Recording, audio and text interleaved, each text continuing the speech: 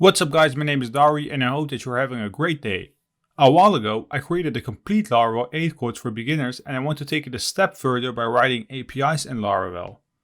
I won't do an introduction video where I introduce myself, but I will mention that I have a Patreon where we will share the source code and materials.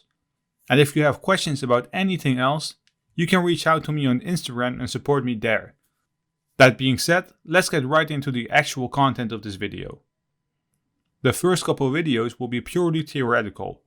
I remember when I started working with APIs the first time, and honestly, I didn't have a clear understanding of what it actually was. So I want to prevent that it happens to you. So be patient, and after 7 or 8 episodes, we will be starting to write actual code. In order to get a good understanding of this course, you need to have a clear understanding of what Laravel is and how it works. Basic stuff won't be covered anymore since I already have a complete course about it. Now obviously, you don't need to be a pro in coding or in Laravel in general, but keep in mind that we're not going to focus on the framework itself, but more about how to write an API within Laravel. So eventually, my goal is to make a mini-series where I introduce you to APIs, and then I'll make a follow-up course where we're going more in depth. To get a better understanding of what an API actually is, I usually try to use real-life examples. So just imagine a restaurant for a second. A restaurant has visitors that sit at a table and eat food. And the restaurant also has a kitchen, where they prepare your food. Now this is the perspective as a non-programmer. If you look at it as a developer or as a programmer, the front end of the application is where you sit at the table, and the back end of the application is the kitchen, where they prepare your food. You're probably wondering right now, Dari, this still does not tell me what an API is. You can see the API part as the menu. Visitors can pick their food and the kitchen will cook that. So once again, in programming terms, an API makes it possible for a front-end developer to request a specific task or resource from the backend. You select between different options or endpoints. Then we can order it from our backend, which then will prepare the food and it will send back the data or the food for us. You will hear the term REST or RESTful a lot, and I want to take a minute to talk about what the word REST or RESTful actually is. Now first off, every letter in the word REST stands for something. The R and E stands for representational, the S stands for state, and the T stands for transfer. Still, if you're new, this might be a little bit weird, isn't it? Well, REST is an architectural style that is used for communication between a server and a client. A couple good things to keep in mind is that REST uses HTTP, so Hypertext Transfer Protocol, as a base communication style. By now, I kind of hope that you guys know that we use HTTP for HTML and other medias from our server to our client. We upload a website to the server, and then it will be shown to our client. Another good point is that REST data will be sent in either XML or JSON. Both XML and JSON are languages that are used for transferring data. The reason why we use XML or JSON is because it makes it a lot easier to read the output.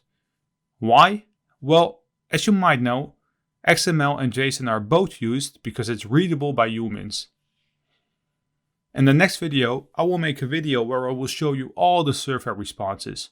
But for now, keep in mind that it makes it a lot easier to read.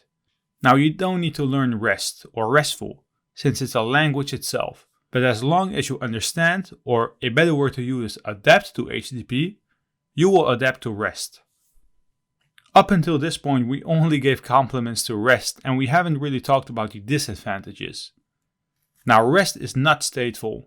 And what I mean with that is that you can't carry the state from one request to another. So basically, you always need to send some kind of context to the server.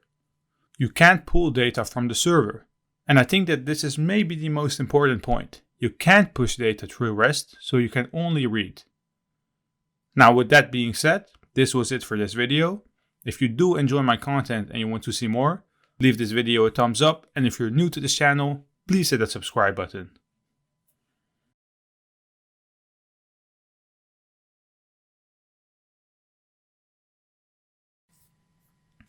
I want to talk about HTTP verbs since it's very important when working with APIs. they are a huge factor in the attention of a request. With the HTTP verb, we need to tell the server how to handle the data on the client side. Now, instead of showing you all the HTTP verbs on the screen right now, let me give you an example. We all know what the CRUD application is. So create, read, update, and delete. The way you handle data is usually looked at this way. Now for this example, I will use a movies endpoint. And whenever you want to read data, you will perform a GET request. Now the endpoint could go two ways. You could either get all resources, so all movies, and then the endpoint will be /movies. But you could also get a single resource, so a single movie. So then we have the endpoint /movies /inception. And inception will define the movie name. Obviously, the name of the movie can also be an ID, hash, slug, as long as it's unique. You could also perform a post verb. And with the post verb, you're going to create a new resource. So whenever you want to add new data from the client to the server, so whenever you want to add a new movie, you'll be using the post verb. Now the endpoint will be /movies in order to create a new movie. Now whenever you want to update something, you will be either using the put or the patch verb. And I'm mentioning these two together because they are both used to update or modify data. But the idea behind it is a little bit different. Whenever you want to replace all data of a specific resource, you need to perform a put request. Whenever you want to update or modify a part of your request, you need to use the patch request. Now it's completely up to you which one you'd like to use, but I will try to use the right one at the right moment in this course. Whenever your intention is to update something, you're probably going to update a specific resource. So the endpoint will be /movies /inception, because you want to pass in new data in your body in order to update something of the movie inception. Now the last request is the delete verb. Just like deleting in a CRUD application, you want to delete a specific resource based on the ID, name, slug, title, or whatever. So your endpoint will be /movies /inception, but the HTTP verb is delete. Next to the HTTP verbs, there are a couple other things that I want to talk about, and it's mainly best practices. Whenever you're trying to gather data about APIs on Google, you see a lot of differences in the endpoints. Some are plural and some are singular. So right on our screen we have /movie and /movie /1. And we have /movies /1. So which one is better? If you look at it as a non-programmer, you have one movie, but you could also have multiple movies. Now what I recommend you to do is to keep it consistent. And my recommendation is to use plural. So in our case, it's /movies and it's /movies /1. In this case, and most cases in programming, consistency is key. Another very important point to cover are status codes in general, and not only in Laravel. Whether you're working with Java, C# or Python, the status codes are always the same. Now what is it? Whenever the server wants to respond to a client's request, it will do it with a status code. Now let me give you an example. Whenever you do a post request in order to create a new blog item, you want some kind of feedback from the server, right? It will be nice to know if the resource has been created. And that's when status codes come into play. Now status codes have a range. The first number is fixed, so 2, 3, 4 and 5. And the last one can be changed. Now, whenever your status code starts with a 2, it will basically tell the client that the request was successful. Now the 300 range will tell the client about redirections, because redirects play a very important role in APIs. Think about this example. If someone is using an old endpoint, do you want the application to break? Well, no, right? You want to redirect them somehow. Whenever the server is dealing with client errors, it will print out the 400 range status. A good example might be someone that's trying to log in. If you enter the wrong data, the client can't fulfill your request. The 500 status code errors are statuses that deal with the server. What I want to do next is to show you a couple status codes that we will be using during this course. And the first one is code 200. 200 can be translated to OK. So basically, it will tell the client that the request was successful. You don't need to reinvent the wheel because these codes were created of HTTP and to solve a problem. So inside your code, you can do something if the status code is 200. Now the 201 code tells the client that one or more resources has been created. You might wonder what the difference is with 200 and 201. The 200 code will look at the 201 status, sees if the status has been created, so it can move on. Whenever you perform an update method, you do not need any data back. That's when the 204 comes into play. This code tells the client that the request has been fulfilled, but there is no content in the response. Now, if you want to move an endpoint, you'll be getting the 301 status code. This will tell the client that an endpoint has been moved to a new location. A good thing to keep in mind is that it will make it possible to change the HTTP verb for a request. Whenever you want to have a temporary redirect, you'll be using the 307 code. The server will look for its new payload so it could redirect the client there. Since the redirect is temporary, the client will not save data about the redirect. Keep in mind that the 307 code will not let you change the HTTP verb, unlike the 301. The redirect endpoint must match the HTTP verb. Obviously, if there's a temporary redirect, there's also a permanent redirect. And that's the 308 code. This also does not let you change the HTTP verb from its original endpoint. Now the 400 status code might be an error that you have seen before when browsing the web. It is very broad because it only tells the server that your request can't be processed and the reason will not be described. Whenever you try to authenticate and the credentials are wrong, the server will respond with a 401. And for the 403 status code, you're telling the client that the request could not be fulfilled because it's forbidden since the authorization is lacking. Not all users should be allowed to update other users' data, right? Whenever they try it, they will get a 403 code. There's also a 404, and this status will tell the client that the research does not exist. And this is actually a pretty common error. The 405 status code comes up whenever you're trying to create a request with an HTTP verb that is not allowed. So if you try to perform a get verb when it's expecting a post, a 405 will be printed out. Now the last one in the 400 range is the 422, and this will tell the client that the data that has been sent is invalid. Now for the 500 range, we have 500 itself, and this is something that you might have seen before as well. And it's used as a generic error message when it's not possible to provide a more specific status code. If the server does not know how to handle the request, it will throw a 501 status code. But it could also be available in the future. And the last one that I want to show you is the 502, 503 and 504. The 502 says that the gateway received is invalid. The 503 is used whenever the server is down for maintenance. And with the 504, the server will act as a gateway and did not receive a response within a given period.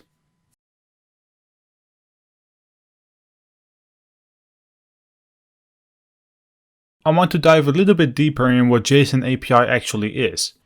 Now there's a lot of different ways how I could start this course, and one of them is going over a lot of examples and showing you what everything means. And I honestly think that this is actually the right way to do it.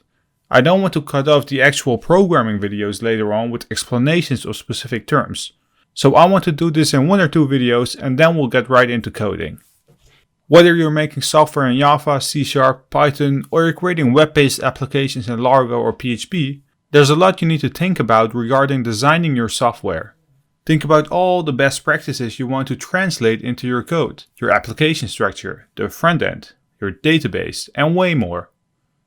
You might think that APIs are different, but to be honest, it's actually kind of the same, and it might take time to get used to it.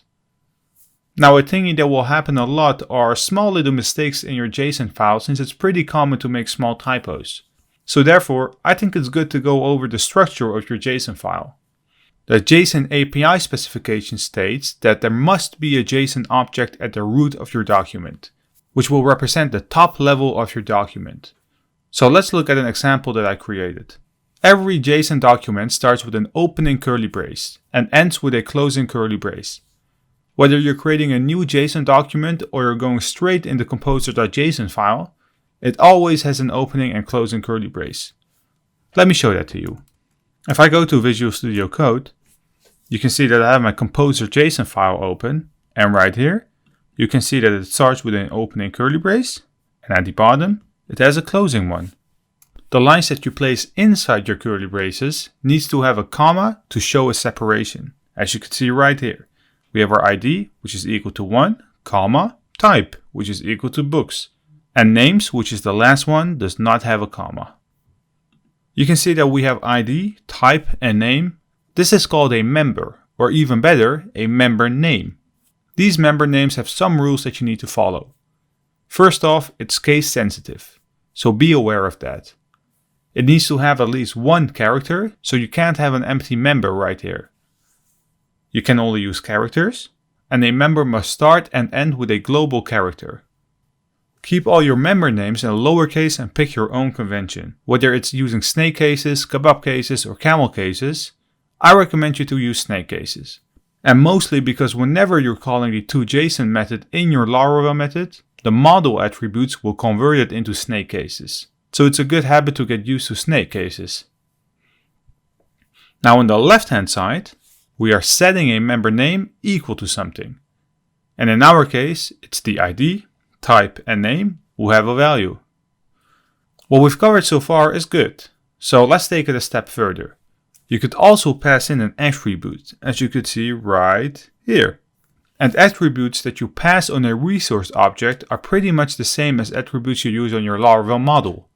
So like I said, the attribute members should be an object, and members inside the object can be all sorts of data types, but must never be a relationship, which we will cover in a bit. An attribute can also be empty, so our type could be equal to nothing, but whenever you have that, just get rid of it and remove it. In our example right here, we have our name and publication _year inside our attributes member. So you might wonder why we don't add our ID that we have right above, inside our attributes. That's mainly because an ID or type member are reserved on the root of the resource object, so outside of the attributes. Like I said before, sometimes you need to create a relationship inside your API because data in an application can be related to one another. A book belongs to one or more authors, and an author can have many books. I expect that by now you understand how relationships work in code, and especially in Eloquent. But what about relationships in your API? Well, like the name implies, we are going to define the relationships member, as you could see right here. And like the attributes member, the relationship member needs to be placed at the root of our resource object. If we compare it to the attributes, the relationships member has a couple rules that you need to follow. One of them is adding at least one of the following members. So the link, the self and related, the data and the meta. Now the link member has two types, self and related. Self is a member to link the relationship to itself, and related is used to link the relationship between resources. The data member is called the resource linkage. Instead of holding resources objects, it holds the resource identifier objects. And the last one is the meta. And the meta is an object that contains non-standard meta about the relationship. We could also pass in data, and the data gives us either a resource identifier object or a collection of resources.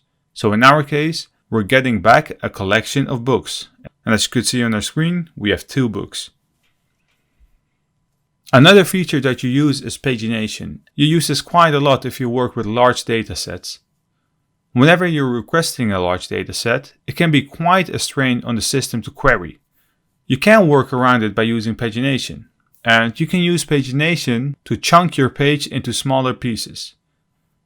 The way you use pagination in the API specification is through the link object in the root of your document, just at the same level as the data. As you could see on our screen, we have a data set with multiple books inside of it. So we have data, ID number 1 and ID number 2. Then we have the links member with 4 members of a pagination link object. We have the first link, we have the last link, the previous link, and the next link. Now the first link is the current link, so the first object that has been found, which is ID number 1. The last one is the last one, obviously, so ID number 2. We can't go back when we have ID number 1 because, well, ID number 0 does not exist, so the previous one has been set to null. We have the next, which will bring you from ID number 1 to ID number 2.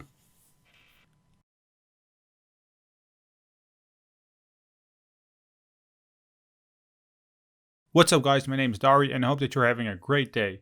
In this video, I want to introduce you to a tool that we're going to use called Postman. I want to use Postman as the API client for this course in order to create, share, and test document APIs. Postman started off as a Chrome extension in 2012 and later on, they expanded to an application that can be downloaded. Now, if you don't want to download an API client software, there are loads of extensions in your browser that you could use. It's totally up to you. When I want to do easy tests and stuff, I usually use a browser extension as well. So what you could do is to go to a new tab, write down API Client Chrome. And right here, you can see an advanced REST client for Google Chrome. Let's open it. And honestly, this will do a lot of the work as well. There's always a but, and there are a couple reasons why I recommend you to use Postman instead of something else. And one of them is the fact that you could have multiple workspaces in Postman.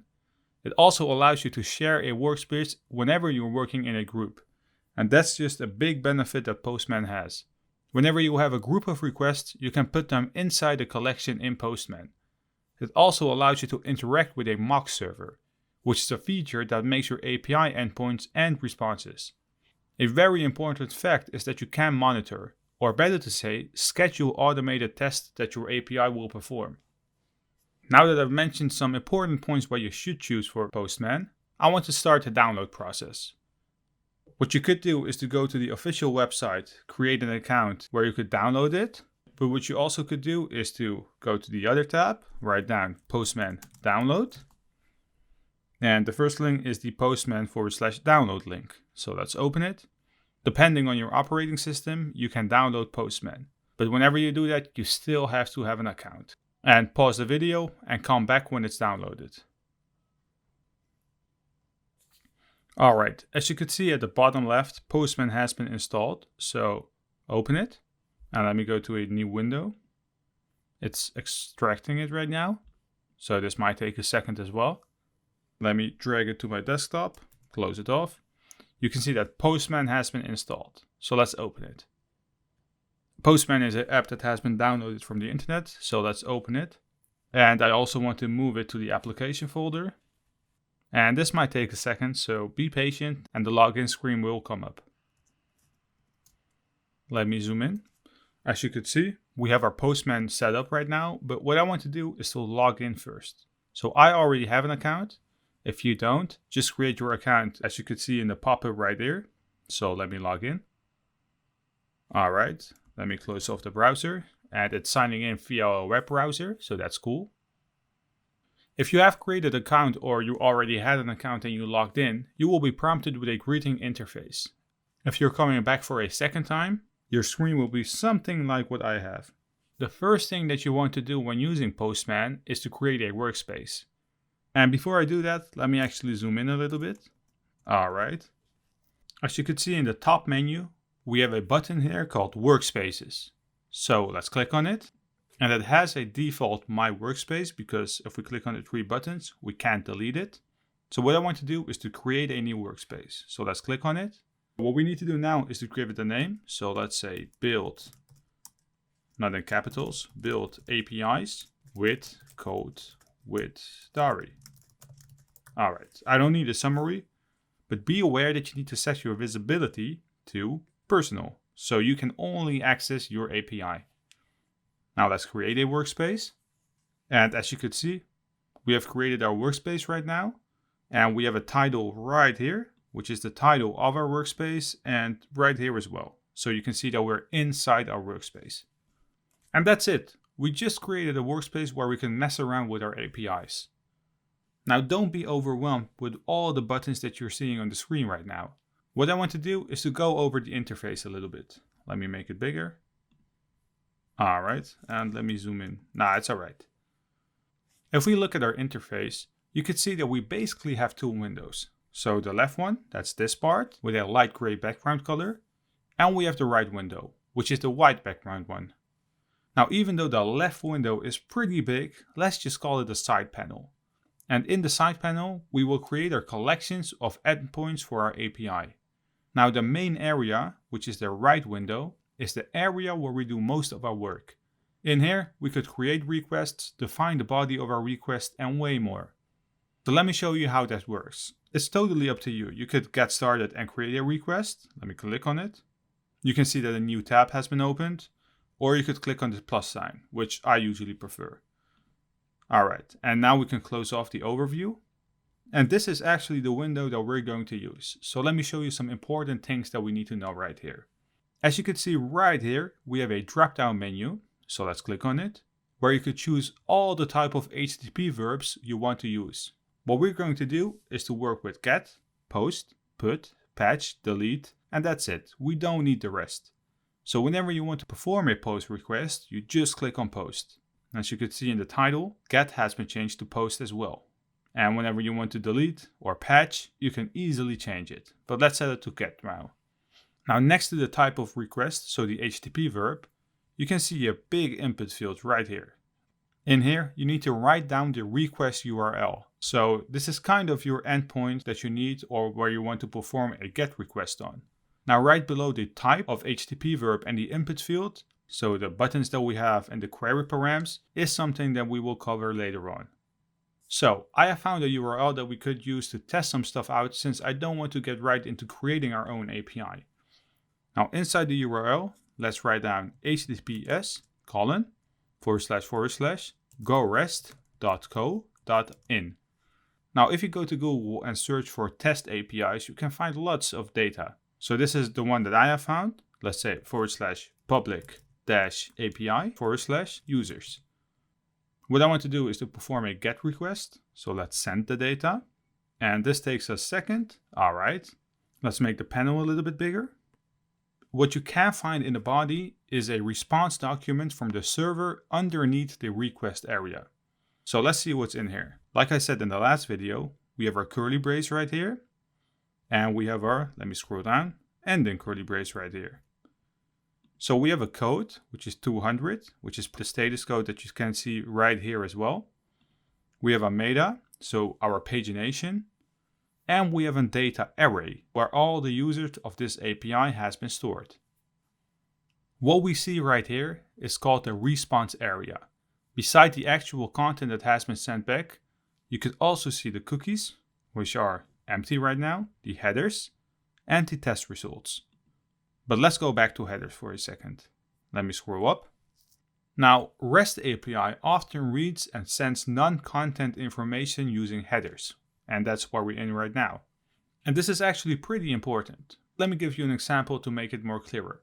Any request that goes to Go REST API will return header detailing the current user limiting status.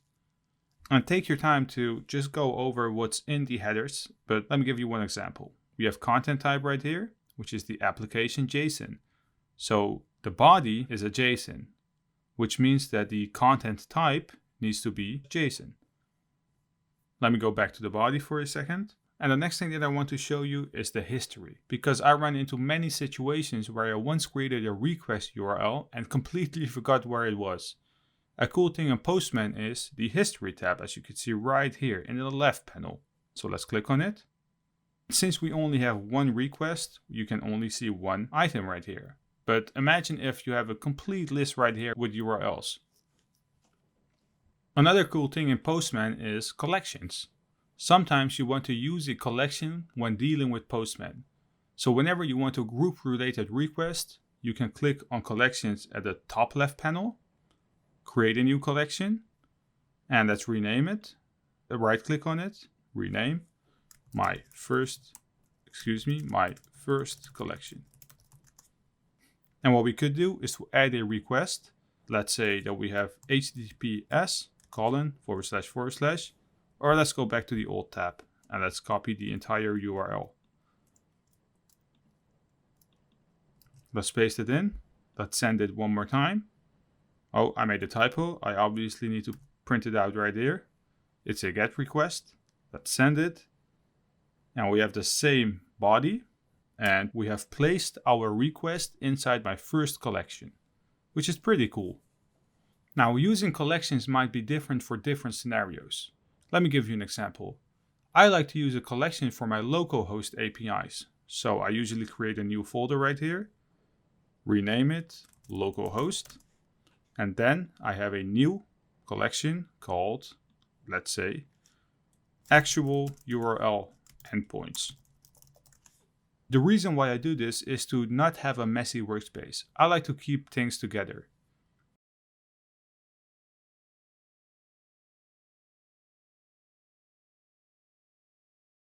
Now that I gave you a quick introduction to Postman, which is definitely not a lot, since Postman can get very complicated, I want to start slowly creating our own API.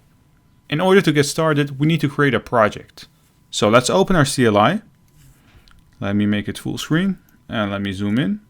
And in here, let's create a new project. What I want to do is to go to cd change directories to my desktop. And on my desktop, I have a folder called Workspace where I store my projects. And in here, I want to create a new Laravel project. So let's say Laravel new with the name Bookstore. Let's hit enter. The reason why I'm choosing a bookstore is mainly because it's very easy to create examples with it. And it's something that most people can relate to. Before we start the actual video where we write code, I want to quickly show you which version of Laravel we're using to prevent misconfusion.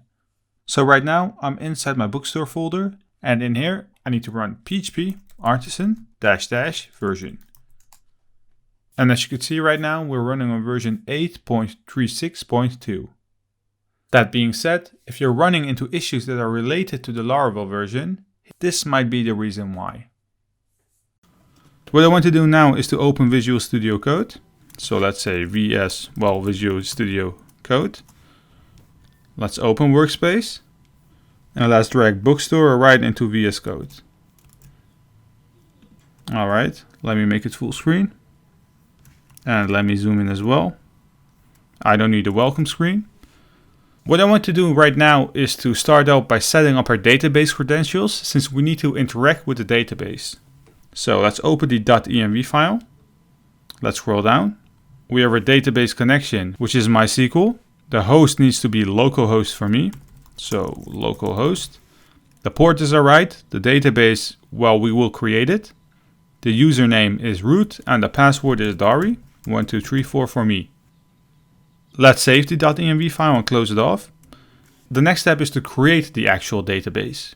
So I have my MySQL set up in my CLI. So what we need to do is to go back to iTerm. In here, write down MySQL. And let's say create database called Bookstore. I already have it. So let's say drop database Bookstore. It has been deleted. And let's then say create database Bookstore again.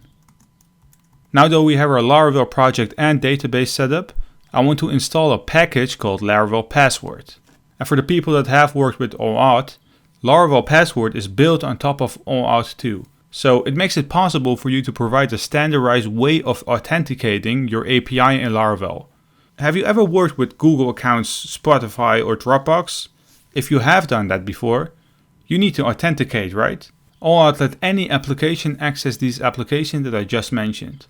So once again, Laravel Passport is used to secure your API through different ways of authentication. What we want to do is to open a new tab. So let's say plus. Let me zoom in. Let's go to cd desktop workspace bookstore. So we need to be inside our root directory. In here, we need to perform a composer command called composer require Laravel / passport. Laravel Passport needs to interact with the database. And a pretty cool thing about it is that it will create the database tables itself. Now, if we hop to our project and open our databases folder, migrations, and the last migration is the create failed jobs. So you might be thinking, well, Dari, where are all the migrations that you're talking about the passport? The migrations of Laravel Passport are included in the composer package that we just performed. So if we go to the CLI again, write down PHP artisan migrate, you can see that a lot of tables have been created, and to be precise, it's created 5 tables. What are all these tables? The clients and access tokens that we're going to create need to be stored somewhere, and that's what we just did. Now, in order to run Laravel Passport, we need to run the PHP artisan passport install command. So let's do that. This would generate some pretty important client information for us. I won't focus on whatever is on the screen right now, but it will come during this course. What we want to do right now is to let our users connect with Laravel Passport so we can see which token and scope belongs to a user. And this can be done through the model. So let's go back to Visual Studio Code, open app, models, user.php.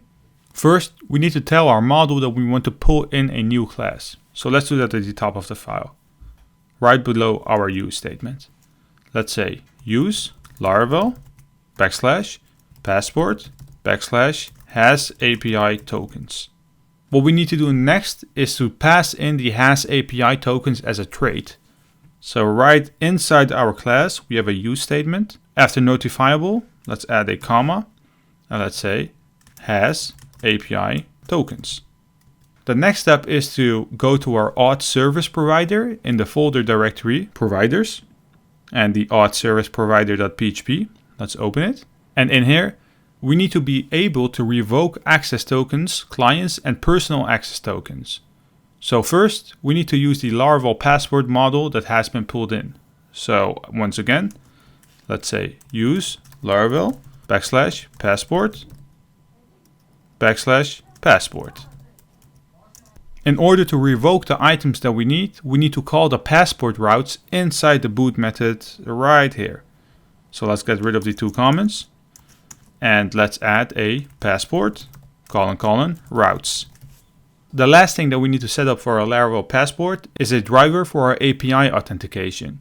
So let's save this file, let's close it, and we don't need a model as well. Now what we need to do is to go to the config folder, let's open it, and right here we have an auth.php file. We have our defaults, we have our guards. As you can see right here, we have an API. Now the driver is not token, but it needs to be passport. Alright, this was it for the setup for our API authentication. Before we do anything, we need to have a user in our database. And this can be done manually through the CLI, but I want to use Artisan Tinker a bit more in my tutorials. So let's use that. Let's go to iterm, and in here, let's write down PHP Artisan Tinker. And Tinker is incredible if you want to fill your database with dummy data. So in here, let's say db : table. Now the table is users, access operator, insert, so an insert statement. We want to pass in an array. So let's add brackets and let's go inside the brackets.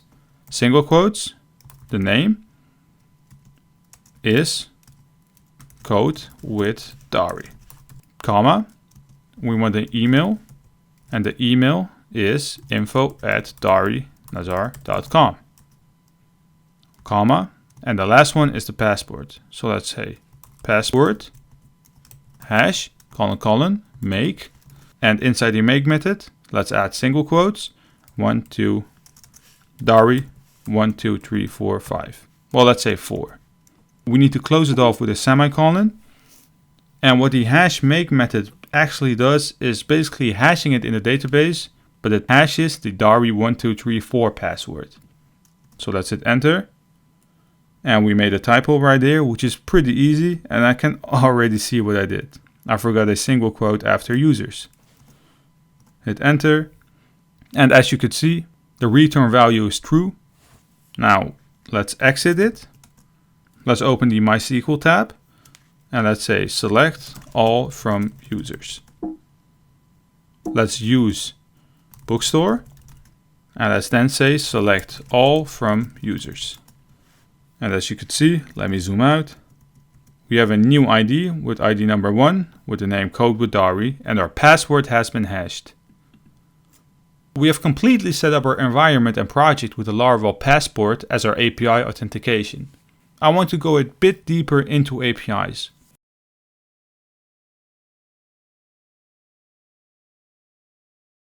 Now that we have set up Postman and Laravel Passport, I want to start off with creating our access tokens in Laravel. Now, whether you start off with a project where you're not using APIs, you know that routes will be stored inside the routes folder and in the web.php file. By now, I kind of expect that you can navigate yourself to the web.php file with your eyes closed, but it's a little bit different when you're working with APIs. As you can see in the same exact folder, there's a file called api.php. So let's open it. Right here, you can see that one route is defined. It's the same exact startup, so route : but right now it's calling the middleware. And the middleware is using the auth::API route. And this will prevent the fact that unauthorized users can make a request to a specific route because it is being protected by the middleware. What I would like to do right now is to create a new test route just to show you how it works. The first thing that we need to do is to go to iterm and create a new tab. I can do that by pressing Command T. Let's go right inside of our Laravel project. So for me, it's cdw and then cd into bookstore. Right here, let's write down PHP artisan serve. And as you can see, Laravel started a development server with the HTTP 127.0.0.1:8000, which is my local host. This might be different for you if you're using Homestead or Vagrant, because you're probably using a different URL name, but it will be the same URL that you use in the browser. Now, before we test it out in Postman, let's hop to VS Code and let's create a new route. Right above the route that we have right here, let's create a new one. So that's a route, : get. Inside the get method, let's say single quotes /test. Outside of our route, let's say comma, function. Let's call the request variable request. Outside of the parentheses, let's add curly braces and hit enter. And in here, let's just return a string called authenticated. Right now, we should be able to do a request to /test, and we should see authenticated on our screen. Pretty cool, isn't it? So let's go test it out in Postman. Let me open it. Right in my local host folder, let's create a new request and let's call it test request. So if we paste our localhost IP that we just copied inside the request URL, add a /test behind it, and the HTTP method is get, and let's click on send, we're getting back a 404. And that's happening because the endpoint has not been found. And that's pretty weird, isn't it? Because we just created our route. If you want to perform an API request, you always need to add /API right in front of your endpoint. So now let's click on send. And as you can see, authenticated has been printed out. Right now, we're ready to take it a step further and work with the user endpoint, which has a bit more security built around it, like I said before, with the middleware. As you can see, it's getting the /user endpoint. If we open Postman again and try to perform let me zoom in actually. If we try to perform a API /user instead of test, let's click on send. You can see that we're getting a 500 internal server error because we have not defined what the type of information is that we want to send back. Now let me explain to you what's going on right here. Like I said before, if you want to perform a request, you need to pass in some data in the headers tab that we have right here. You can see that we can pass in a key and a value. For the example that we want to have, the key is called accept, and the value is application /JSON. If we send the data again, you can see that we're getting back a message inside our body, and this is way better than we had before. And as you can see in the status code, it's 401, which means unauthorized. And to be honest, this is actually what I was looking for. If the output was the actual user that we created in the previous video, we would have a huge problem. This is the middleware that's telling us that the authentication works, but the request has been performed from an unauthorized person. In the last video, we installed Laravel Passport. This is where it comes into usage, because we need to have a unique access token. We basically need to grant a client that tries to perform a request access to the data. There are lots of different ways how you could create your access token with Laravel Passport. Think about the authorization code, implicit, password credentials, and way more. Every type of access token generator has a different meaning, and I can't cover all of them, so I just want to use one which is the right for this situation. With the command that we performed in our last video, so let me go back to iTerm, and I'm switching between tabs with command and the arrow to the left and to the right. So let me go back to the first tab that we have, and as you can see, with the PHP artisan password install command, we generated a client ID and a client secret. Right now, I want to use something which is called Passport credentials to grant clients access to our application. And honestly, this is very easy to use through Postman. So let's go over it. Before we do anything, let me show you the endpoint that we're going to use in order to generate a token. First, let's go back to Postman. And let's right click on localhost to create a new request. And let's call this one OAuth token. Right here, we can actually copy the URL and paste it in here. Let's get rid of API and user. The endpoint that we need right now is /OAuth/token. Now the type of request that we want to perform is a post request, since we want to generate a token. So let's do that. Let's click on send. And right here, you can see that we're being hit with an unsupported grant type right here. So how does this come? A couple minutes ago, I told you that we need our client ID and our secret key that we generated right here. And this needs to be passed in through the request with a couple other params. Now, in order to pass in params, we need to go back to Postman, click on the body tab, click on form data. You could also choose to add it as bulk data, but I'll just use the input fields that we have right here. So the first one is the grant_type. The reason why we add this is because we need to tell which grant type we are going to use. And in our case, the value is password. The second param is the client_ID. And this is the client ID that we got from the password generator right here. So let's grab 2. The third one is called the client_secret. And this is the secret key that got generated. So the second one, copy it, paste it right inside the value. Now let's add another one. We need to pass in the username, which we want to use to authenticate. And this is basically the email of the user that we created. So let's say username, and the value is info@darinazar.com. And let me go back to iTerm, since this is the email that we use to generate a user through Artisan Tinker. Then we also need to pass in the password, which is Dari1234. And the last one is the scope, which has no value. Now, if we save it and click on send, you can see that the return value is 200, and this is exactly what we need. First of all, you can see that the token type is a bearer. It has an expiration date, so expires in a amount of time. It has an access token, and that's actually the token that we need. But as you can see, right, let's say here, there's also a refresh token, but we won't use it. So what I want to do next is to copy the entire access token. So let's do that, copy it. And before we continue on, if we click on send one more time, well, let's do it one more time, because you can see that the access token is refreshing. So whenever you want to create a new auth token or bearer token, you can basically open it through your local host and just click on send and just copy the new code. Now, if we go back to the previous tab, so the test request, where the endpoint was /users, we can pass in a new key and value inside the headers tab. The key is called authorization. That's the wrong one, excuse me. Authorization. And the value is bearer, space, and let's paste our authorization token right here.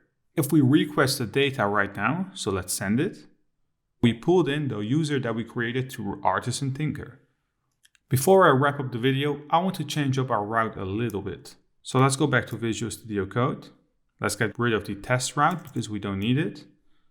And right above our route middleware, let's create a new route. What I want to do right now is to say route, middleware, so exactly the same. Inside the parentheses of the middleware, I want to pass in auth API. And then I want to add a prefix to my route. Right after the middleware, let's add an access operator and let's say prefix is single quotes v1. The reason why I want to add a prefix is because I want to define the API version that we have. And right now it's v1, so version 1. After the prefix, I want to add another access operator, which is the group. And in here, I want to pass in a function, curly braces. Let's hit enter. And then we want to define the route. So it's route, get. Inside the get method, let's pass in single quotes / user. After the route, let's say comma, function, parentheses. Inside the parentheses, let's pass in the request object. So request. And outside of the parentheses, let's add curly braces. Let's hit enter. And in here, we want to return the request user. Let's save it. Well, let's actually remove the second route that we have. Save it. Let's go to postman. Send it one more time. We're getting a 404 because the route does not exist because we added a version number. So it's /API /v1 /user. Let's send it. And as you can see, we pulled in the user that we created.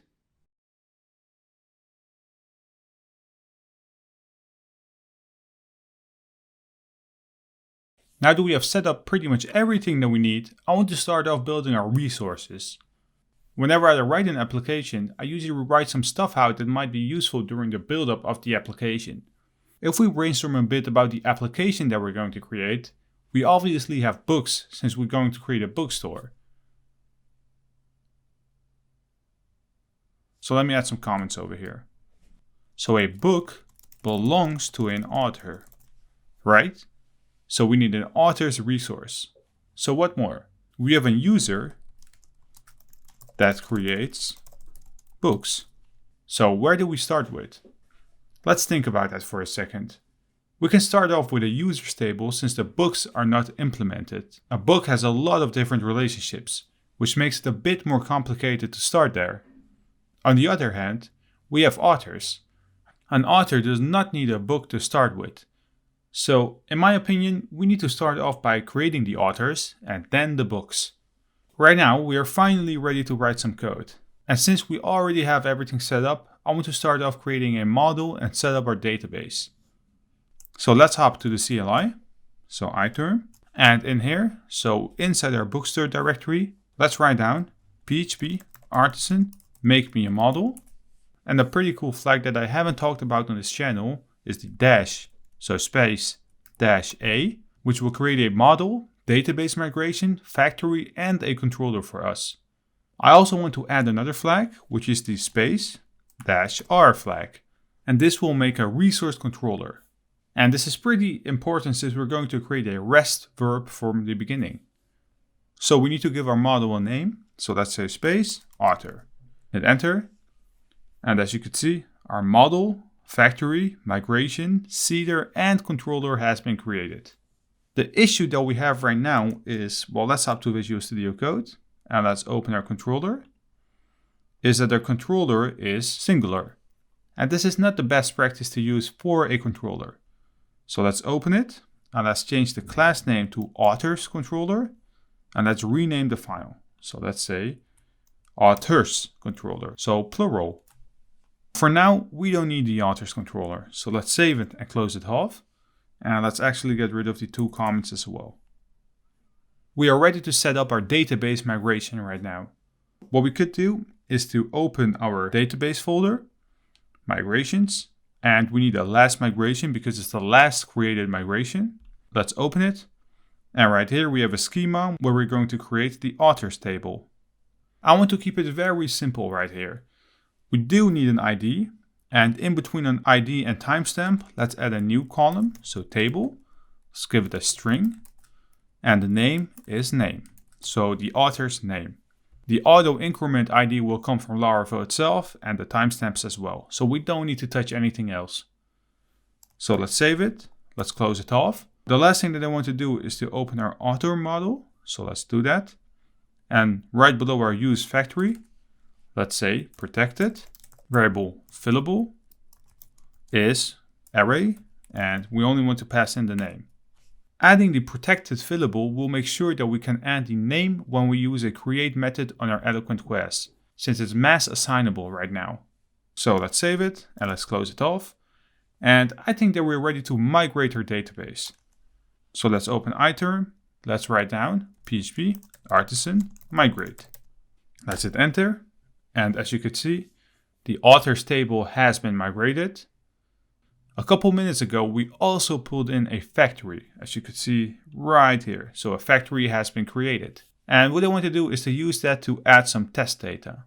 So let's go back to Visual Studio Code. Inside our database folder, we have a factories folder, and let's open the author factory. Inside the definition array that we have right here, that's being returned, we can add a complete list of attributes that we want to generate with our factory.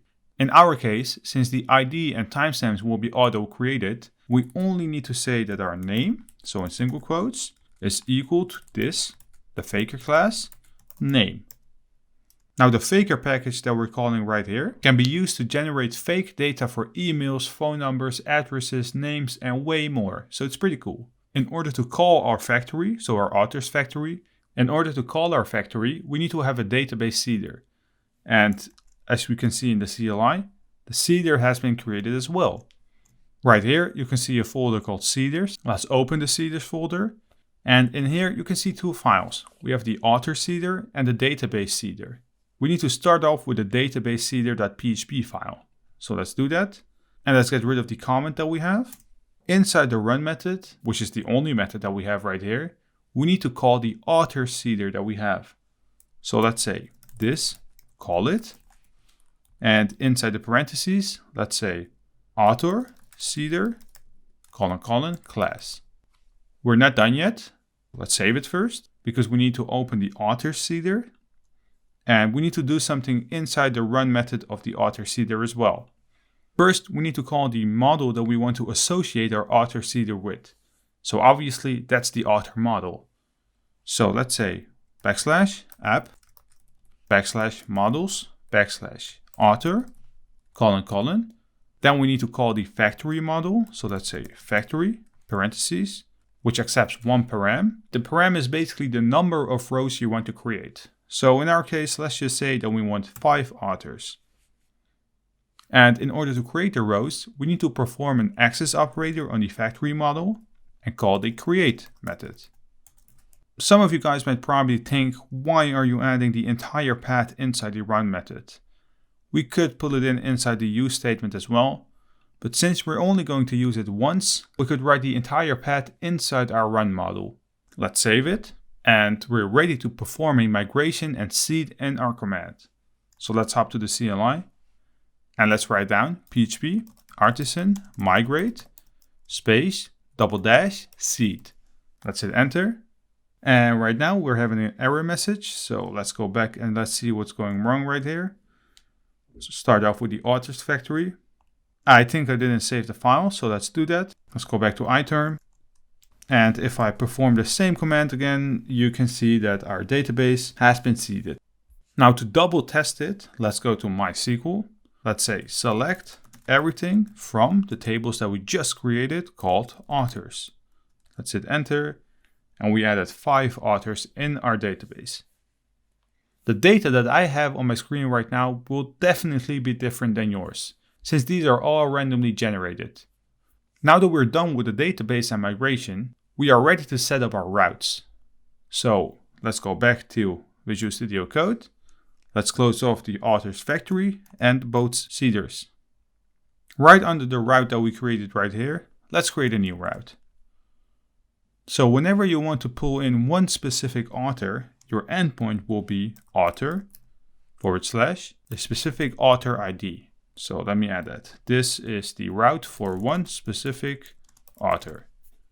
So what we did in the previous episode was showing data through Postman. If you want to show data in your UI, you need to make sure that you reference your authors controller just like we used inside the web.php file. We're not going to create a route outside of our route, that's a mistake on me, because we created a group route in the last episode. And the biggest advantage is the fact that we can make sure that all routes in the group are going through the auth API middleware. It's also good to define your API version, what we did, so the version 1, and this will be added inside every route that we need. So let me show that to you. Right outside of our second route, let's say route : get. And first we need to pass in the path, so the endpoint. So let's say /author / curly braces author. Then we need to define the controller where we want to associate our author with. So let's say brackets, authors controller, : class. And we can define the method. So let's say comma, space, single quotes, show. Now the show method that we have right here has been made when we created our model, since we added a resource flag to it. So let's open it. Let's go up, and in our controller, we have the index, create, store, and the show method. So let me save API.php. Well, I actually can see that I made a typo right here because we want to go to authors. Let's go back to Postman. And if we create a new route, we need to add our bidder token and all the other data that we have again. So what we could do is to click on test request and let's say duplicate. Let's rename it to author. And we actually don't need the test request anymore. Let's change the endpoint to /API /v1 /authors /1. So the 1 represents the author with ID number 1. So let's click on send. The body is empty, but the return status that we have right here is 200. So it is going right, but something is also going wrong. So pause the video, think about it for a second why there are no authors returned back, even though we created 5 authors through the factory. If we go to our API.php file right here, you can see that we're calling the show method inside the authors controller. So let's go there. And as you could see, our method is empty, so we're actually not returning anything. So what we could do is to test it out. So let's say return, single quotes, test author. Save it, go back to Postman, send it, and as you could see, test author has been printed out. Or to even make this better, we could say return the author object that we have as a param. Save it, go back to Postman, and let's send it one more time. And as you can see right here, we pulled in all information where ID of an author is number 1. Let me go over the flow one more time. Inside the request URI, we're saying that we want to search through all authors and find me an author where the ID is number 1. Then inside the route, so API.php, we're defining a route to /authors / a specific ID, a random ID or whatever, search through it, and then go to the show method inside the authors controller and send anything that's returned back to the user. In the video where I talked about adhering the JSON API specification, I showed you that attributes, data, and types are very important. And to be honest, that's the actual structure that I want to teach you before we get used to other stuff or the wrong stuff.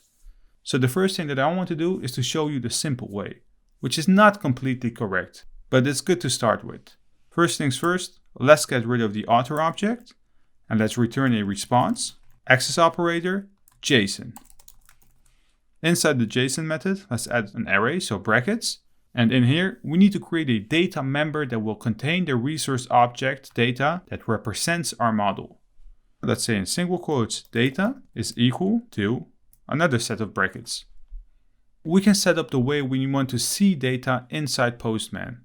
So first, let's grab the ID from the author object, so author ID, comma. We can define a new type, which is a string of authors, For the name and timestamps, it's best practice to place these right inside attribute members. And in order to do that, we need to create an array inside the data array. So let's say comma, attributes is equal to an array. And in here, we can say that the name is equal to the author name. And let's do the same thing for the created at and updated at. So created underscore at is equal to author created underscore at. Updated underscore at is equal to author updated underscore at. All right, let's save it. Let's go to Postman, send it. And well, you can see that data has been added, but let me restart my Postman for a second because I don't like the way it has been printed out. All right, this is the pretty way. I don't know why it just didn't work, but it does right now. But as you can see, we have data, which we defined ourselves. We have the ID, type. We added attributes, so an attribute array ourselves with a name, created at, and updated at. This is not it, and this is mostly step number 1.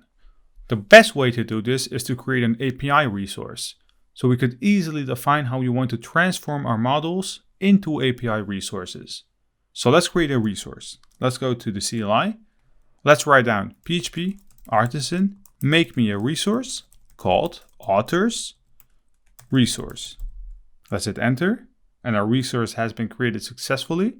So let's open Visual Studio Code. And right inside our app folder, we have a new folder called resources. And there's a file in here called authors resources. So let's open it. You can see that it generates a toArray method right here, which takes one param, and that's the request object, and it needs to return an array. If we go back to our authors controller, let's copy everything that's inside the data. So let's copy this part, so the ID to the updated at. Remove everything inside the return value, add a set of brackets, and let's end it off with a semicolon. In here, let's paste it. Now the reason why I don't copy the data member is because it will be automatically created with a toArray method. You can see that we don't have the author anymore. This needs to be changed to this, which will refer to the request. So let's do that everywhere. Save it. Go back to the authors controller. And obviously we don't need to return this again. So let's get rid of it. And we don't need the two brackets. All right. What we need to do right now is to refer to our authors resource that we just created. And before we do that, we obviously need to pull it in. So let's go at the top of our page. Let's say use app /http /resources /authors resource.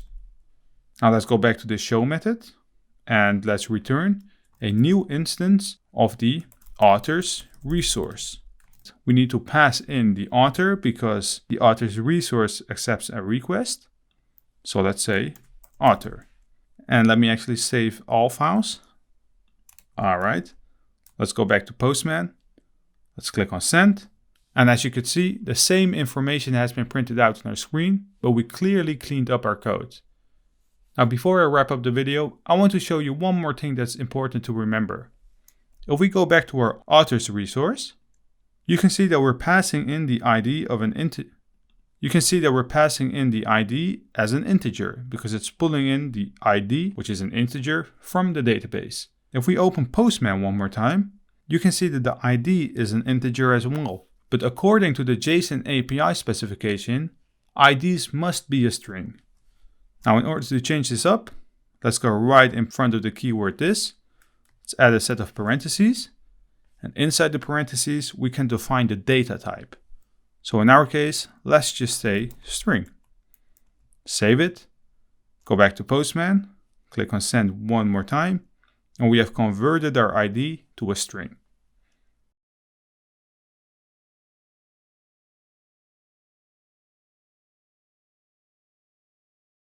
I want to start off with a mini project where we'll create a CRUD REST API for our authors.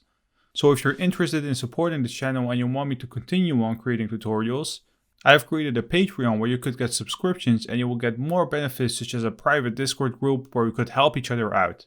pretty difficult to maintain all the questions that I'm getting through Instagram and YouTube, and even though I'm trying my best to respond to all of you guys, the private group on Discord will be very beneficial since we can help each other out.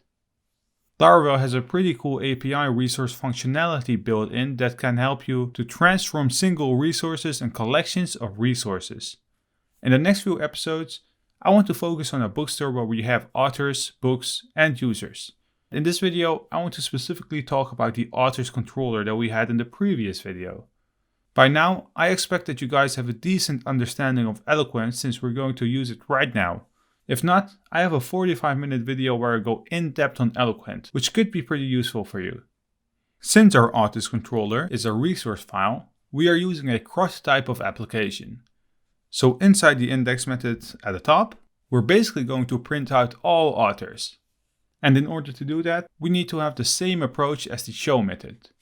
So what we're going to do is to return the author's resource, collection. So we're going to make a collection, which is a method. Now inside the parentheses of our collection, we can perform a query to get all authors from the database.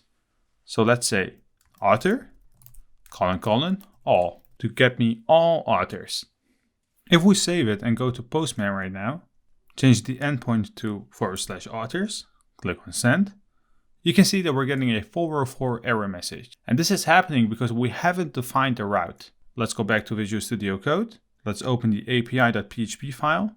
And what we could do is to copy the entire route, paste it right below, change the endpoint to /authors, and change the method to index.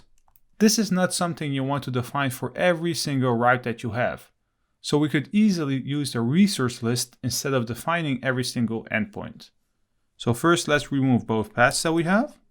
And right now let's define a new one. So let's say route, API, capital R of resource. It's a method. In here we need to define the endpoint. So let's say /authors, comma. Then we need to call the controller. So authors controller, class. What I usually like to do is to double check and to see if everything works fine. So let's hop to the CLI. And in here, let's write down PHP artisan route list. And let me zoom out for a second. All right. And right here, you can see all endpoints for the routes that we have defined.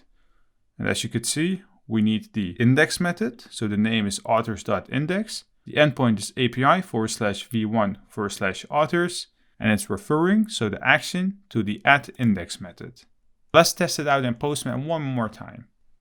It is a GET request, and the endpoint is good right now. Let's click on send, and as you can see, we have pulled in all authors that we have. So ID number 1 to ID number 5. I hope that you like the pace that we're going at. In my opinion, it took a couple episodes to get used to APIs, but right now we're going very fast because it's getting more familiar to you.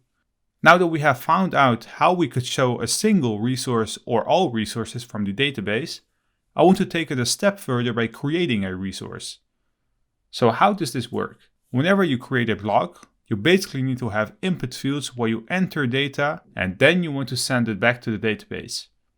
With APIs, we need to send a valid resource object to the server that will hold the type of member of the resource as well as the attributes. Let's test our routes first before we see if it works. The method that we're going to use, if we look at iterm, so we're going to create a resource, is the store method. The method is post, the endpoint is API v1 authors, so the same as the index page, but the verb or the method is different. And it's calling the store method. So let's go back to Visual Studio Code. Let's open the controller and let's scroll down to the store method. And in here, let's just return a string of test. Save it, go back to Postman, change the method to post. Let's send it. And as you can see, test has been printed out and the flow of our API works fine. So right now we're ready to create our store method itself. First, we need to create a new author. So let's go back to Visual Studio Code. Let's get rid of everything inside the store method. We need to create a new variable called author, set it equal to the author model, and we want to create, so the create method. Now inside the create method, we want to pass in an array. And since we only got one input field that we need to add, which is the name, we need to set name equal to John Doe. Now outside of our array, we need to return something because it's creating something right now. And what else? We want to return this object that we have created. So let's say return new authors resource. And in here, we want to pass in the author that we created. So let's do that. Save it. Open Postman, click on send, and right now you can see that ID number 6 has been created with the name of John Doe. Now, if we go back to Visual Studio one more time, you can see that it's pretty static right now because we're defining John Doe ourselves. What we could do is to call our faker class. So let's go right above author. Let's say faker is \faker \factory create. And inside the create method, we need to define the amount of faker classes or rows that we want to add. So let's say 1. If we get rid of John Doe inside our create method, we could basically say, well, get me the faker and search or create a new name. Save it, go back to Postman, click on send. And as you can see, ID number 7 has been made with a faker name. Obviously, this is a very simple create function. But in the next video, I want to add more validation. So now that we have created a resource, it's time to update a resource. And whenever you want to update a resource, you can easily do it by grabbing the ID of an author or resource. Let's test this out in iTerm. Let's go up, and right here, we need to perform a put or patch method. The endpoint is /authors, and well, we need to update something, so a specific author, where we're calling the update method. So let's do that. Let's go to Visual Studio Code and scroll down to the update method right here. We already have an author because we're grabbing it from the endpoint. So we could say author, update, and inside the update method, we want to add a set of brackets and we want to change the name to, let's say, Dari. Then we want to return a new authors resource and we want to pass in that author. Save it, go back to Postman, We want to perform a put request or method to /API v1 authors, and we need to define which author we want to update. So let's say number 1. Let's send it. And as you can see, number 1 has been updated to the name is Dari. And remember, this is the author that we created through Tinker. And as you can see, the created at and updated at have been updated as well because it was null since we created it through Tinker. Now this is pretty static as well, so let's change it up in a different way. Let's go back to Visual Studio Code and let's get rid of Dari. And what we want to do is to call the request because it's a param as well right here. And we want to call the input method. And inside the input method, we want to say, well, search for a key with the name. I know that we haven't defined an input field somewhere since we have no UI, but let me show you how you could do that. Let's save it and let me remove the semicolon. Let's open Postman and right inside the params tab, we can define a key. So let's say that we want to update name and we want to change the value back to code with Dari. Now the name of the key needs to be equal to the input field that we have defined right here. So let's send it. And as you can see, ID number 1 has been changed back to code with Dari. Another cool thing is the URI, because you can see that a question mark has been changed where we set name equal to code with Dari. And this must be pretty familiar to you. Now the easiest method is the delete method. So let's hop back to Visual Studio Code. Let's scroll down to the destroy method. As you can see, an author has been passed in. So that's something that we don't need to do anymore. What we just need to do is to say that whenever the destroy method is being called, let's say that the author needs to be deleted. So delete. What we want to do next is to return a response of null, so empty, with a status code of 204. Let's save it. Let's go back to Postman. Let's get rid of the params. change the method to delete. So we want to delete author number 1. Let's delete it. We got a 204, so a no content. Now, if we perform a GET request on all authors, number 1 must be deleted. So let's check that out. As you can see, it starts with number 2.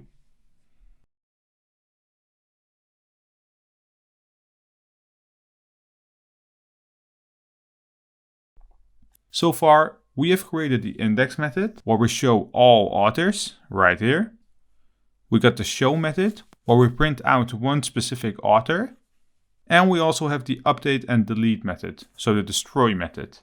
If we look around, we honestly don't have any validation inside our application. And in the real world, this is far from the truth. Inside the store and the update method, we're basically creating something. So we need to perform the same exact validation. So what we could do is to hop to the CLI and let's write down PHP artisan make me a request called authors request. Now let's go back to Visual Studio Code, and inside the app folder you can see the request and author request. So let's open it, and what we need to do is to do something in the rules. So what we want to do right here is to validate multiple things, but since we only have one object, which is the name, let's set that equal to required. Another rule, so pipe unique from the table authors, and I want to give the maximum of 255. Right now, we have defined that the name always needs to be required, and this can also be done through the database, but giving a good error message is more important than a database error. It also needs to be unique from the table authors, and it has a maximum of 255 characters. Now, before we continue on, we need to make sure that the authorize method is set to true, right here. The reason why we're doing that is because the user is authorized to make a request. So let's set it equal to true, save it, close it off, and let's open the controller one more time. And at the top of our page, we need to pull in our request. So let's say use app /http /requests /authors request. Now if we scroll down to the update method right here, now right inside of our update method, we need to replace the request class with the authors request. If we save it and go back to postman, now the type of method that we have is a put, so we want to update something, but we want to update authors /2. But before we do that, let's actually copy, let's say, the name of ID number 3. So let's copy the entire name. Let's click on send. And as you can see, the name field is required. So that's good. Let's go to params and let's set the key to name and the value to what we just copied. Let's click on send. And as you can see, the validation works because the name Maribel Upton already exists in the table authors. Before I continue on, I want to quickly change it inside the store method as well. So let's do that. Let's go up and right here, let's change request to authors request. And I'm not going to test this because it works the same exact way as the update method. But instead, I want to continue on creating the bookstore. Like I said, the books are pretty much what the application is all about, since the entire app will revolve around it. So what we need to do first is to create a migration. So let's go to the CLI. Let's perform PHP artisan make me a model called book space -a. Now once again, the -a flag stands for model, factory, migration, seeder, and a controller. First things first, let's go back to Visual Studio Code and rename bookstore to, let's say, books store. And let's change the class name as well, so to books controller. And we're actually pretty much ready to kick off. In order to do that, we need to open our migration. So let's scroll down. Let's open the latest migration. And as you can see right here, we're going to define the books table. Now we obviously need an ID. Then we have a table string where we pull in a name. Then we have a table text, which will be the description. And we also have the publication year of a book. So let's say table. And once again, this is not an integer, but it's a string. And let's set that equal to publication _ year. Are we done? I somehow want to build a relationship between the books. So how does this work? One book can have multiple authors, and one author can have multiple books. So we're talking about a many-to-many relationship. So we need to somehow link the author ID inside the books table. In my opinion, the best way to handle this is through a pivot table. But before we create our pivot table, we need to migrate our current books table since it works on the date time. So let's do that. Let's go to iterm. Let's perform PHP artisan migrate. And as you can see, our create books table has been created. And right now we're ready to set up a pivot table. Inside our CLI, let's perform PHP artisan make me a migration called create underscore book underscore author underscore table. Alright, this one has been created as well. So let's open it. And there's a new migration, obviously. In here, we basically need to have a table with two columns. The first one is the author ID and the second one is the book ID. Let's get rid of the ID and timestamps that we have. So first we have a table with an unsigned big integer with a name of author underscore ID. Then we need to link it to our authors table. So let's say table foreign is a author underscore ID. On the line below, hit tab, access operator, because we're going to reference it on the ID. So let's say reference and then on authors, and whenever it cascades, we want to delete. Now we need to do the same thing for the books table. So let's copy what we have and paste it at the bottom. Let me align this. I hate whenever this happens with Visual Studio Code. All right. Now the second one is called book underscore ID. The foreign key is book underscore ID. It references ID on the table books and cascade on delete. Save it. And I forgot to close it off with a semicolon, both of them. Save it. All right, let's go to iterm, migrate it. So let's say PHP artisan migrate. That was a typo. All right, our migration has been created. And to double check this, let's go to our MySQL tab and let me zoom in and let's perform use bookstore, show tables. And as you can see, we have our book underscore author table. So that's desk book underscore author. We have our author ID, book ID, and they're both a foreign key. The next step is to set up our books factory because we need some dummy data inside of it. So let's open the factories folder. So inside our databases, we have a folder called factories. Let's open book factory, scroll down to definition. And right here, we need to set the name equal to this faker name, which will generate a name for us. Let's do the same thing for the description. Set it equal to this faker sentence. And we have the publication underscore year. And since I want our integer to be a string, we need to place a string right in front of it of this faker year, which will create a year for us. The next step is to add our seeder. Before we focus on our book seeder, we need to change something inside our database seeder because we need to change the call method. So the seeder that we're going to call equal to book seeder. Save it, close it off. Let's open the book seeder because we need to perform something in here. And what we want to perform is a \app, \models, \book, : factory.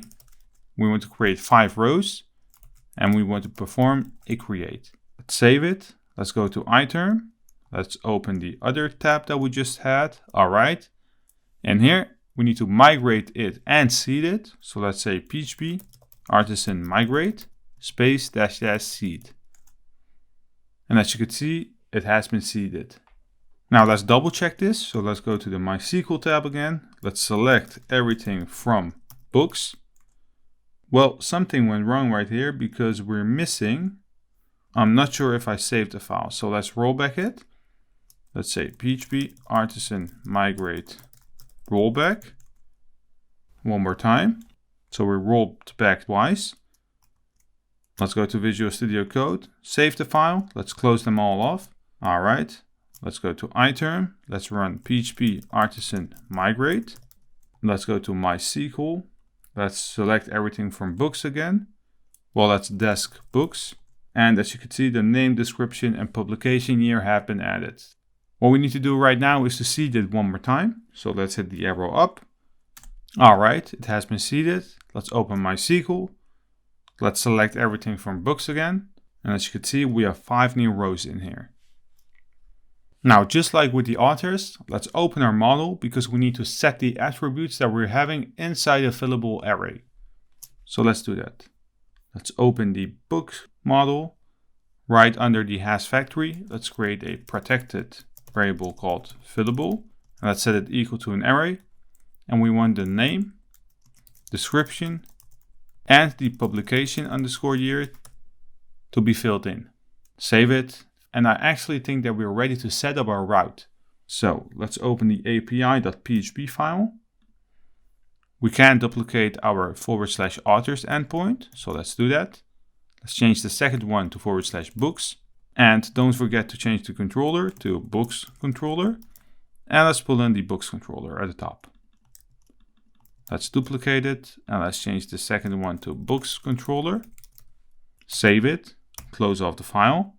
And we don't need a model, and we don't need a factory and seeder. Now, before we define our relationship and other stuff, I want to focus on the books controller first. And before we start off with our controller, we need to define our resource. So let's open the CLI. Let's go to the other tab again, and let's perform PHP artisan make me a resource called books resource. Hit enter. Let's open it. Inside the app folder. All right. Now what we actually could do is to pretty much copy the authors resource. So the entire return value, paste it or replace it with the books resource return value.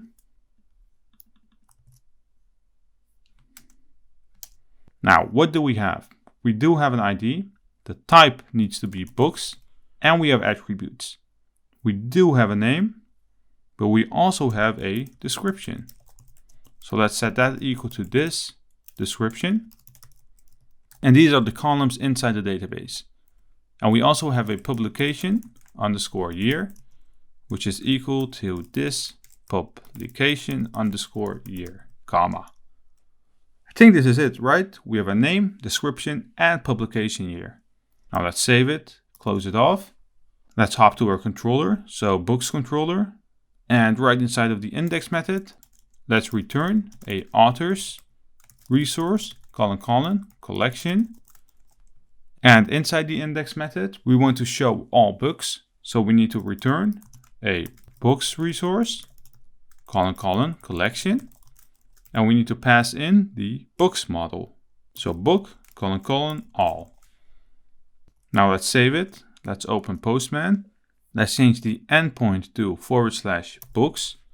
And let's change the method to get. Let's click on send. And as you can see, the books resource does not exist because we need to pull it in. And we can do that by going to the authors controller. Go to the top. Copy the authors resource. Paste it inside the books controller. And let's replace it to books resource. Save it. Go back to Postman. Click on send. And as you can see, let me make it bigger. We just pulled in all the books that we created. Now I want to go over the rest pretty fast because we have already created when we created the authors.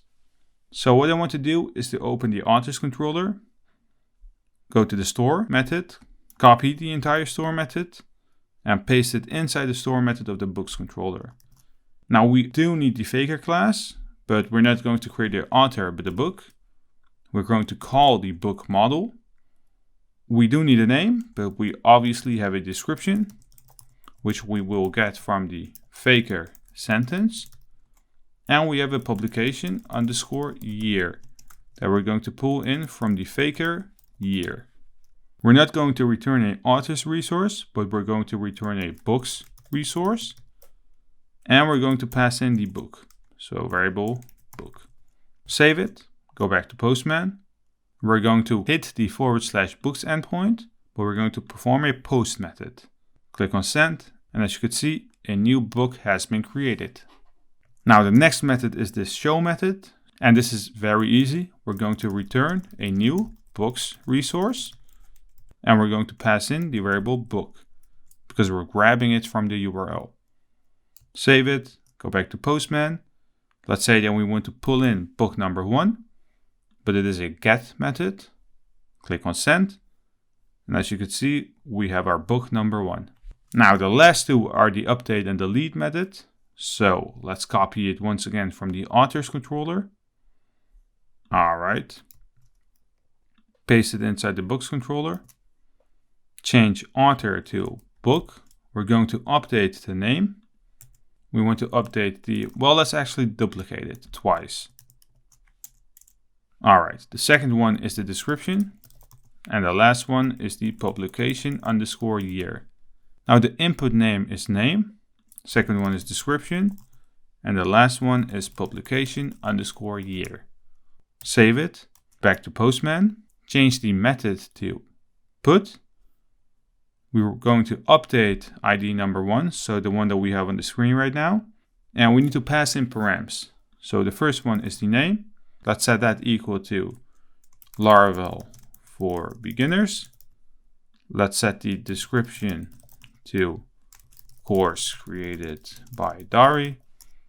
And the last one is the publication _ year. And let's set that to 2020. Let's click on send. And we have another error because we obviously haven't changed the author's resource. So let's set that equal to books resource. And we're going to pass in variable book. Click on send. And as you can see, we have updated book number 1. Now the last method is the destroy method. So let's say we want to copy everything again. In the books controller, paste it in.